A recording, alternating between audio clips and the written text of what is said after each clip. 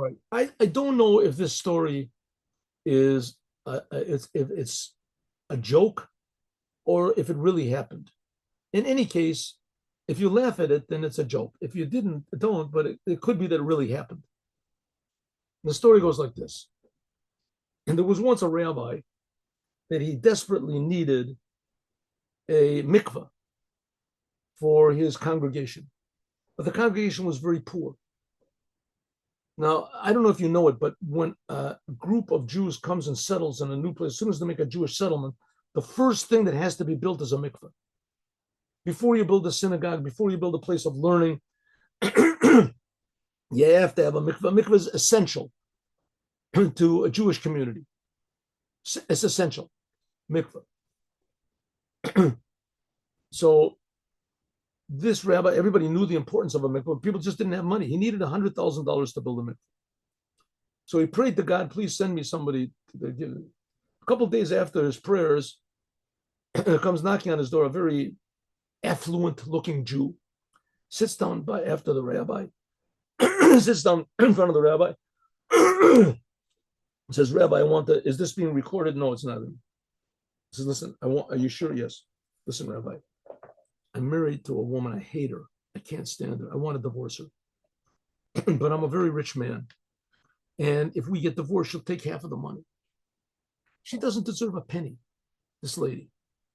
I'll give her something. I'll build her a house. I'll build her a house. I'll give her an income. If she wants to, I'll get divorced. But she really doesn't deserve anything whatsoever. What can I do?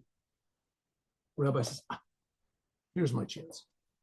So he says, listen, there's a Talmud. Let me think of something. It says in the Talmud that there's reasons that women die early. And one of them is if their husbands make vows and don't keep the vows. If their husband makes a vow and doesn't keep it, it's a reason for a woman to die prematurely. So the man says, what are you getting at, Rabbi? What exactly? You mean if I make a vow? I get it. If I make a vow and I don't keep it, then that's right. You don't have to. It says, like, for instance, what type of a vow? And this is legal. It says in the Talmud. What type of vow should I make? It says, for instance, in our congregation, we need a mikveh. $100,000 we need. You make a vow that you'll give all the money and don't keep the vow. And then we'll see what happens. Says, listen, Rabbi, if this thing works out, I'll give to the synagogue $1,000. You know what? 2,000. 2,000, it's yours. Says, okay. So the rabbi says, one second, before you leave the door, come back, sit down. This only works if it's your wife. In other words, you have to be man and wife.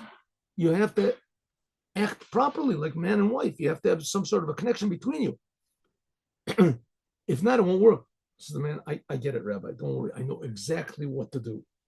From the rabbi's house, he goes and he buys a big, the bonbonera, a big thing of candies and of flowers. And he comes home to his wife. Hello, dear. How are you? She says, what's going on? What is it? What do you want? What are you up to? She says, no, nothing. I've decided. I thought about it, and I've been wrong all these years. I'm really happy that I'm married to you. You're a wonderful woman, and I haven't treated you properly. So she's looking at him with the left eye. Something's fishy over here. He gives her and he's really acting nice, and she starts to yell at him and scream at him, and he just answers her nicely. Little by little, she starts to change. Maybe he's really genuine already, and I've got nobody to yell at anymore. I've got nobody to scream at. And she also starts changing a little bit. She starts dressing a little bit nicely, starts talking a little bit nicely to him. She starts treating him nicely when he comes into the house. Good morning, how are you? And he spends less time at work and more time they go out. I figure this is really great. Now she's going to be like my wife, and then I won't keep the vow. And but what happens is that because the relationship between them improves drastically, so he starts to enjoy it, and he forgets about the whole thing about the vow and divorcing her and everything like that. One day, about a month later, he comes home. Hello, dear. How are you today? Hello, how are you? What's wrong? She's laying on the couch. I don't know. My head really hurts. It's really throbbing, and it's hard for me to breathe. Maybe you think we should call a doctor? says, oh, this is the curse coming in. And now I get along with my wife. He said, just 1 minute. I think I know, maybe just need a little bit of sleep. I'll be back in a half an hour. I'll be back in a half an hour. You think you can wait for that? Yeah, I think I can wait, but it's very difficult for me. Runs to the doctor, runs to the rabbi. Rabbi, listen, I remember the vow that I made. Remember the vow, the thing like that? Your rabbi said, yeah, that's it. She's gone, huh? And I'd like the $2,000. She says, no, she's not. She's still alive, but I now I love my wife. We get along well, and she's getting sick. She's dying. Rabbi said, what can I do? I mean, it says you agreed. I mean, I didn't really do anything. I just gave you the advice. It just says in the Talmud. He says, listen, Rabbi, is there some way I can cancel the whole thing? The rabbi says, listen, the only way I can think of is keep the vow. If you keep the vows, you delayed the vow. It doesn't say that women die because their husbands delay their vows, because they don't keep the vow.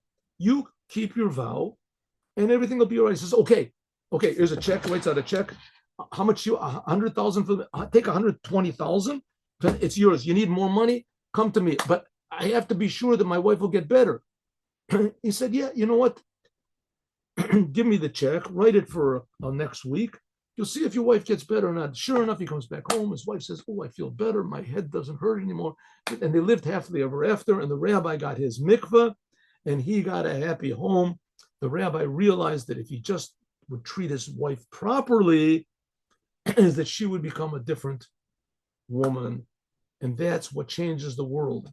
Treating the world the way God wants makes the world the way God wants.